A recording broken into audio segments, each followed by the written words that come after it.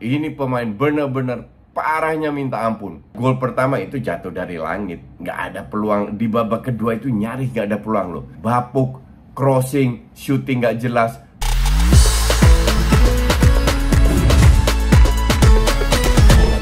Hola, gue kembali lagi kali ini di akunnya Tokopedia, di mana gue selama 20 kali bahas kardus of the match. Oke? Jadi sampai semifinal-final, tapi di babak penyisian ini ada 8 match kalau nggak salah. Tapi 20 kali gue akan bikin review tentang kardus of the match. Jadi bukan pemain terbaik atau pemain yang ya terkardus. Nah, sebenarnya malam ini di match Senegal-Belanda, di mana Belanda menang 2-0, itu ada beberapa yang gue kasih kardus ya. Tapi dari beberapa kardus ini, kalau gue harus pilih, itu gue pilih Matthijs de Ligt. Terutama babak pertama, ini pemain bener-bener parahnya minta ampun. Bikin pelanggaran demi pelanggaran, bahkan heading aja kalah. Udah kayak papan setrikaan, tau nggak lo? Kakunya minta ampun. Dan ini juga sebenarnya kalau kardus kedua, kalau gue boleh milih, sayangnya hanya satu. Kardus kedua itu Van Gaal. Van Gaal itu udah, gue bingung kenapa harus main dengan 3 back. Dan kalau lu main dengan 3 back, kenapa lu tidak pasang tandemnya De Jong? Jadi ini yang terjadi. Main 3 back biasanya Ake, Van Dijk, Timber di kanan. Sekarang mendadak dia pasang De Ligt. Oke, satu, ini kesalahan pertama. Tapi De Ligt kelihatan jelek banget, nget. Untung serangan dari Senegal itu nggak terlalu, di babak kedua nggak terlalu banyak dari sayap kiri, lebih ke sayap kanan. Kalau nggak, wah bisa selesai tuh De Ligt. Udah ngantongin satu kartu. Dan Van Gaal main 3-4-3, oke, nggak masalah. Dia main dengan 2 striker karena Depay nggak fit, masukin Jansen, Gakpo di belakangnya. Bergwijn sama Jansen ini nggak kompak. Jadi mereka kayak apa ya? Seolah-olah nggak tahu kalau temennya ada di situ. Nggak ada kombinasi sama sekali. Berghuis ini penyerang. Kenapa lu taruh Berghuis di situ? Dia itu lebih ke winger atau di posisi Gakpo.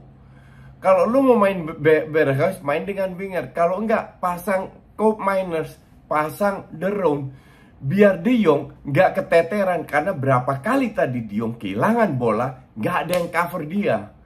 Berghuis itu lebih ngumpet, nggak kelihatan sama sekali. Gue harap Van Gaal sadar bahwa permainan De Jong ini penuh dengan risiko.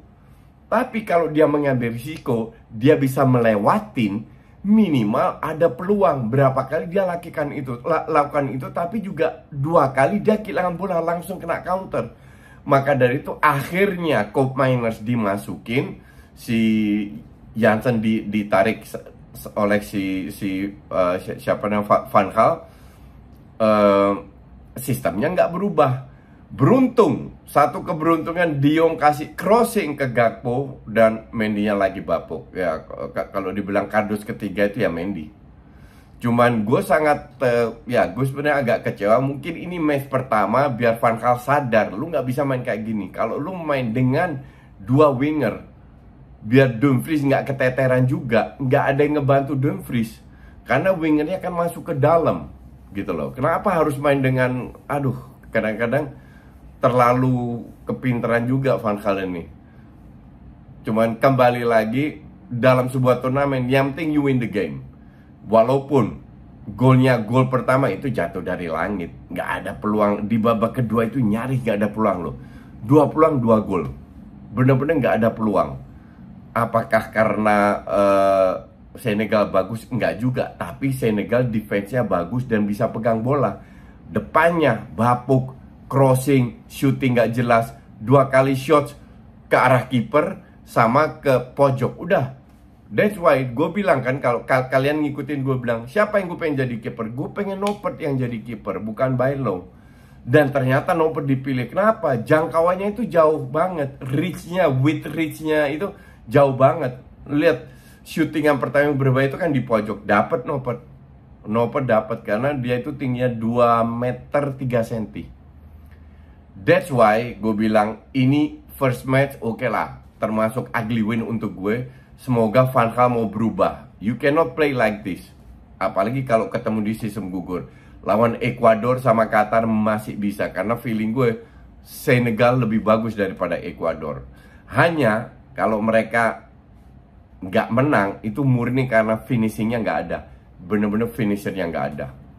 Oke, sementara itu dulu untuk Cardus of the match, which is De Ligt dan nomor 2 Van Gaal. Enggak, sebenarnya cuma satu aja gue harus pilih, tapi kali ini gue pilih 2. It's okay. Next time kita ketemu lagi di next episode Cardus of the match. Tetap follow sosmednya Tokopedia, karena gue sekali-sekali akan tampil di situ ya. Thanks for watching.